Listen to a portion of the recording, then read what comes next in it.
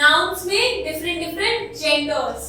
तो जेंडर्स क्या होते हैं? There are many things around us, some of them are living and some other are non living. तो हम जहाँ रहते हैं आसपास क्या होते हैं? बहुत सारे हमारे चीजें होती है, कुछ उसमें लिविंग होती है और कुछ non living. All living things are either of male or female sex, मतलब कि अगर जो living things होती हैं या तो वो मेल होते हैं या फिर फीमेल होते हैं। Non living things cannot be put under any such category. They are put under some different categories. तो living और non living जो living होते हैं उनको हम मेल या फिर फीमेल में रखते हैं और जो non living होते हैं उनके लिए different categories होती हैं। Now read the following sentences. The boy is flying a kite. तो जो boy है वो क्या है? हमारा noun है। तो अब ये क्या है? मेल है या फीमेल है? लड़का क्या होता है? लड़का मेल होता है। तो ये मेल है। तो मेल क्या होते हैं हमारे? Males are masculine genders. The girl is playing with a doll. जो girl है वो किससे खेल रही है? Dolls. तो girl क्या होता है? ये भी noun है, तो noun है और living noun है। तो क्या होना चाहिए? इसका भी जेंडर होना चाहिए। गर्ल क्या होती है? फीमेल होती है। तो ये क्या हो गया? Feminine gender. The teacher is teaching in the class. अब यहाँ पे टीचर बोल दिया। टीचर क्या होती है?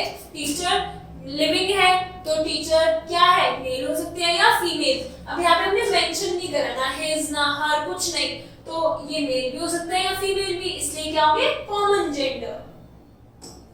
The table is made of wood. अब टेबल हो गया, टेबल हो गई नॉन लिविंग थिंग। तो ये ना ही मेल है ना ही फीमेल है, तो क्या है? Neutral gender. In the first sentence, the boy denotes a male. Boy denotes a male. In the second, girl denotes a female. In third, the teacher can be either a male or a female.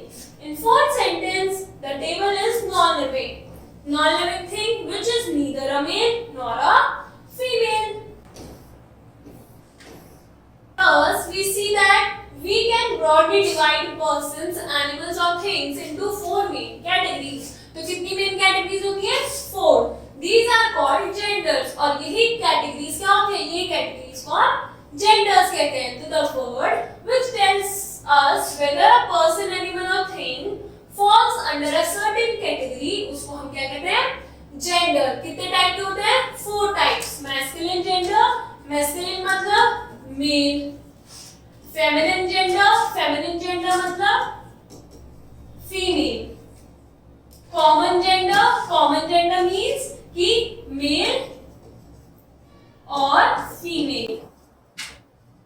And neutral gender means कि neither male, कि male भी नहीं है and not female, मतलब ना mail है ना ही female है। Now remember, all nouns fall under any of these 4 categories. अब जितने भी nouns हैं वो इन चारों में से किसी ना किसी एक कैटेगरी में जरूर आएंगे। तो masculine gender, a noun that denotes a male member of a species is said to be the masculine gender. मतलब masculine gender क्या होता है? Males. For example, man, dog, king, poet, lion, boy, etc.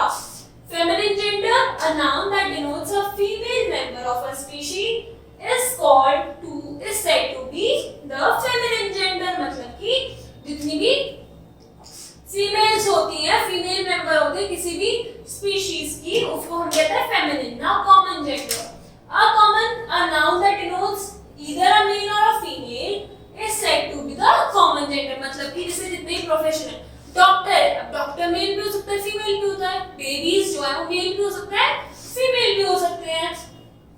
Examples baby, cousin, friend, student, doctor, teacher, child, patient etcetera.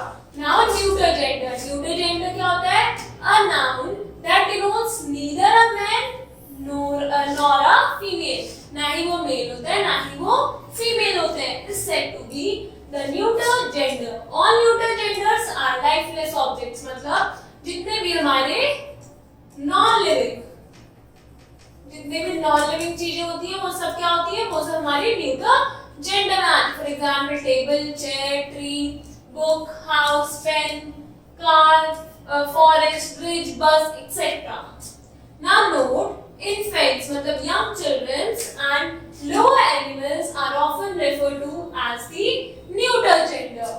And in English language, all living beings apart from human beings are counted as non-living and therefore fall under neuter gender. मतलब कि English language में human beings को छोड़ के बाकी जितनी भी living things होती है, मतलब animals वगैरह होते हैं, वो सब किस में आता है? neuter gender में.